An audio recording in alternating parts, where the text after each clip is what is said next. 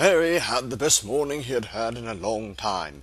He was careful to walk a little way apart from the Dursleys so that Dudley and Piers, who were starting to get bored with the ambles by lunchtime, wouldn't fall back onto their favourite hobby of hitting him. They ate in the zoo restaurant, and when Dudley had a tantrum because his Knickerbocker Glory didn't have enough ice cream on top, Uncle Vernon bought him another one, and Harry was allowed to finish the first. Harry felt afterward that he should have known it was all too good to last.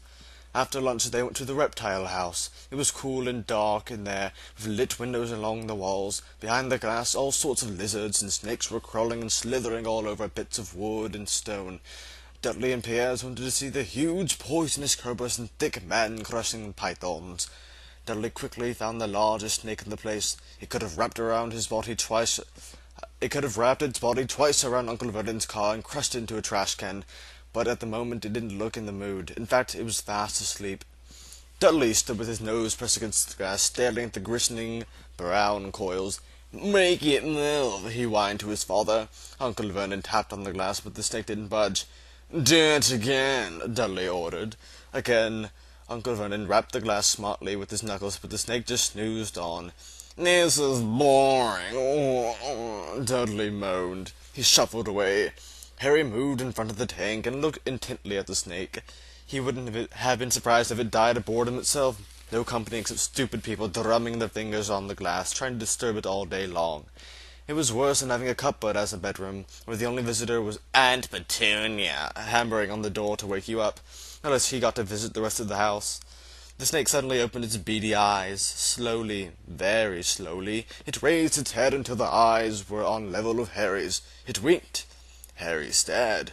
Then he looked quickly around to see if anyone was watching. They weren't. He looked back at the snake, and it winked too. The snake jerked its head toward Uncle Vernon and Dudley, then raised its eyes to the ceiling. It gave Harry a look that said quite plainly, "I get that all the time." "I know," Harry murmured through the glass, though he wasn't sure the snake could hear him. It must be really annoying. The snake nodded vigorously. "Where'd you come from, anyways?" Harry asked. The snake jabbed its tail at the little sign next to the glass. Harry peered at it. Boa constrictor, Brazil. Was it nice there? The boa constrictor jammed its tail at the sign again. Harry read on. "The specimen is bred in the zoo." "Oh, I see. So you've never been to Brazil." As the snake shook its head, a deafening shout behind Harry made both of them jump. "Dudley! Mrs. Dursley, come and look at the snake. You won't believe what it's doing." Dudley came waddling towards them as fast as he could. "Out of my way, you," he said, punching Harry in the ribs. Caught by the surprise, Harry fell hard on the concrete floor. What came next happened so fast nobody even saw it happen. 1 second, Piers and Dudley were leaning up right against the glass. The next, they had leaped back in howls of horror. Harry sat up and gasped. The glass front of the boa constrictor's tank had vanished. The great snake was uncoiling itself rapidly, slithering out onto the floor. People throughout the reptile house screamed and started running for the exits. As the snake slid swiftly past him, Harry could have sworn a low, hissing voice said, "Brazil, here I come. Thanks, amigo." The keeper of the reptile house was in shock. "But the glass," he kept saying, "where did it go?" The zoo director himself made Aunt Petunia a cup of strong, sweet tea while he apologized over and over again. Piers and Dudley could only hope to gibber. As far as Harry had seen, the snake hadn't done anything except snap playfully at their heels as it passed. But by that time they were all at Uncle Vernon's car. Dudley was telling him how it had nearly bit off his leg, while Piers was swearing it had tried to squeeze him to death. But worst of all, for Harry at least, was Piers calming down enough to say, "Harry was talking to it, weren't you, Harry?" Uncle Vernon waited until Piers was safely out of the house before starting on Harry. He was so angry he could hardly speak. He managed to say, "Go, cupboard, stay, no meals," before he collapsed into the chair and Aunt Petunia had run to get him a large brandy.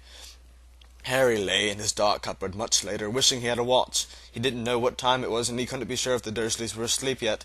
Until they were, he couldn't risk sneaking to the kitchen for some food. He'd lived with the Dursleys almost 10 years, 10 miserable years, as long as he could remember, ever since he'd been a baby and his parents had died in that car crash. He couldn't remember being in the car when his parents had died. Sometimes, when he strained his memory during long hours in the cupboard, he came up with a strange vision, a blinding flash of green light, a burning pain on his forehead. This, suppose, was the car crash, though he couldn't imagine where all the green light came from. He couldn't remember his parents at all. His aunt and uncle never spoke about them, and of course he was forbidden to ask questions. There were no photographs of them in the house. When he had been younger, Harry dreamed and dreamed of some unknown relation coming to take him away, but it had never happened. The Dursleys were his only family, yet sometime he thought, or maybe hoped, that strangers in the street seemed to know him. Very strangers they were, too. A tiny man in a violet top that had bowed to him once while out shopping with Aunt Petunia and Dudley. After asking Harry fiercely if he knew the man, Aunt Petunia rushed them out of the shop without buying anything. A wild-looking old woman dressed in all green had waved merrily at them once on a bus. A bald man in a very long purple coat had actually shaken his hand in the street the other day, and then walked away without a word. The weirdest thing about all these people was that they all seemed to vanish the second Harry tried to get a closer look. At school, Harry had no one. Everybody knew that Dudley's gang hated the old Harry Potter and his baggy clothes and broken glasses, and nobody liked to disagree with Dudley's gang.